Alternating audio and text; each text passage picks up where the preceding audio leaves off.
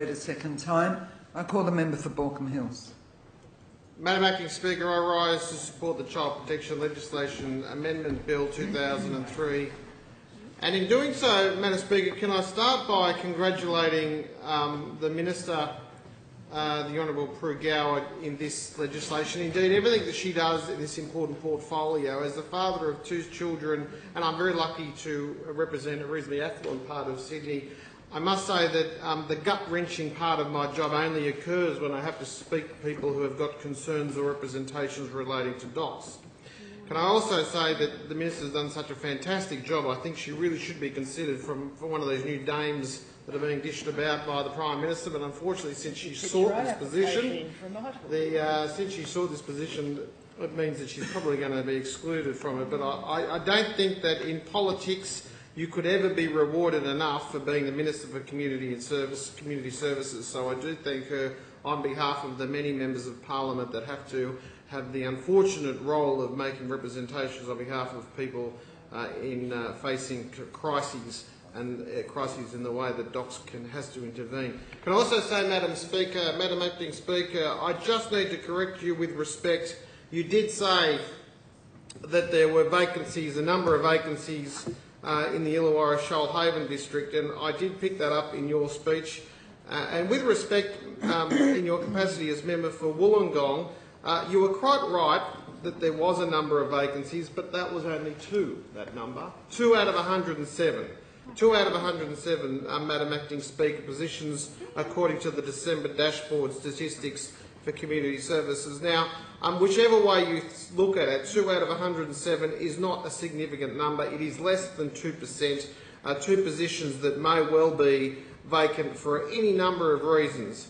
And I must say that in a perfect world, that 107 positions would be filled. But if the Minister's only criticism today in this legislation is that there are 2 vacancies in the Illawarra Shoalhaven district, well then I doubt that she needs to worry too much about the opposition's attack. And Madam Acting Speaker, can I also comment and highlight the fact that the opposition's amendments to this bill are quite surprising, and I'll tell you why. For the opposition to sit and read this legislation and, well, indeed, for the opposition to even consider amendments would suggest to me that they've read it. And if they're not blocking it, if they're only amending it, that would suggest to me that they agree with it. They agree with this bill. They're not going to block it, but they want to amend it. So those amendments, one would hope that any established political party would address amendments with consideration. So the fact that you have read the bill, allegedly, the fact that the opposition have agreed to amend the bill, the fact that they are suggesting that they will support it with those amendments, would then have to ask the question, why didn't they do it in the 16 years that they were in government? Why do they think that this legislation is now good in 2014, but it was not good for the 16 years that they were on the Treasury benches? So, Madam Speaker, I think in addressing this legislation, we have to acknowledge that there has been a legacy of failure when it comes to looking after the state's most vulnerable children. And the amending legislation seeks to address the past failures in child protective services in New South Wales. Too often children are left to fight for themselves without good parenting or parental responsibility. Too often we have failed to provide permanency for children.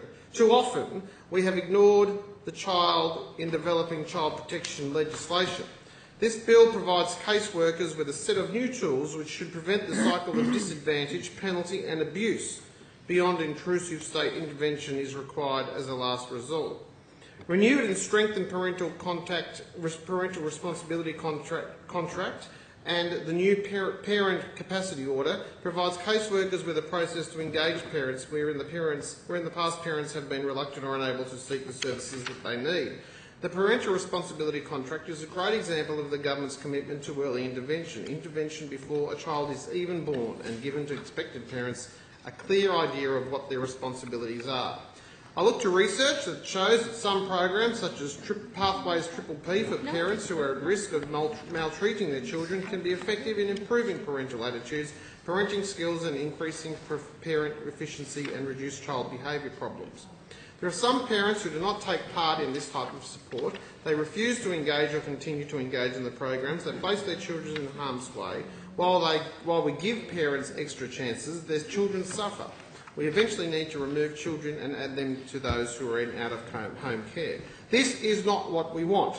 The number of children and young people in out-of-home care increased from 14,667 on the 30th of June 2008 to 18,160 as of June 30, 2012, an overall increase of 23.9%. Labor left the highest number of children in out-of-home care in Australia.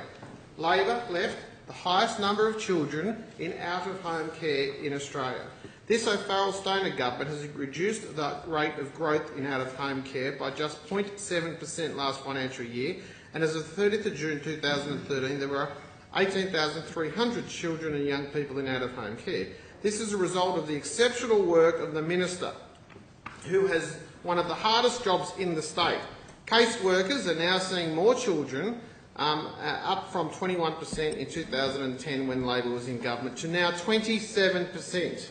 It is disappointing that those in out-of-home care fail to receive permanent homes. Instead, they receive a revolving door of placement. This bill provides strategies to ensure that children have a permanent home, as it is the best way to give these children the best possible chance in life. It introduces a more streamlined pathway to open adoption if it is in the best interests of the child.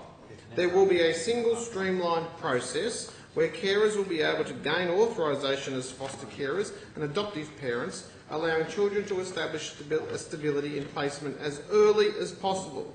It is unacceptable for the social and economic costs of the status quo to continue. Adoption now aims to ensure that people are able to gain a sense of belonging.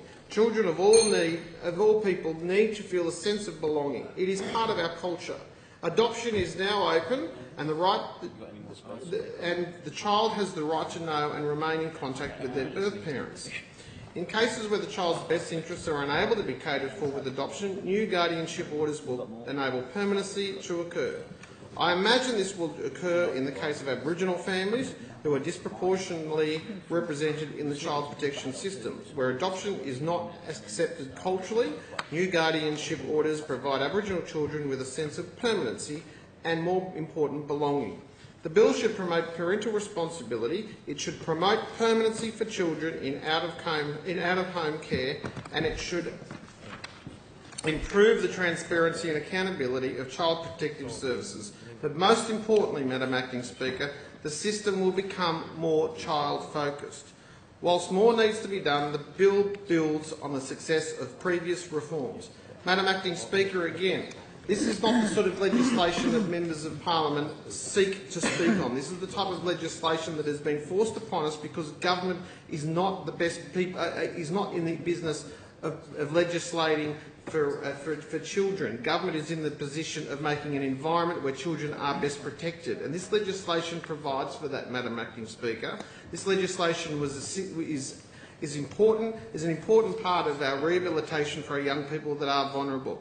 Madam Acting Speaker, we've said in this place before that things like abuse, things like neglect, things like domestic violence and things like child neglect are not necessarily things that are relevant to people's socio-economic standing. This legislation affects every single member of this chamber. It has for many, many years, and this legislation is essential if we're going to be providing children with our best possible options for a safe and secure life.